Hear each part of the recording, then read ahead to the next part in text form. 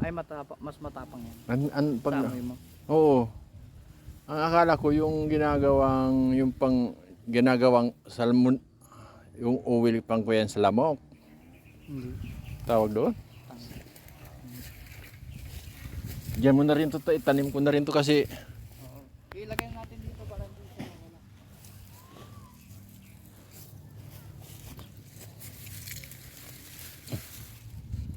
ni Kuya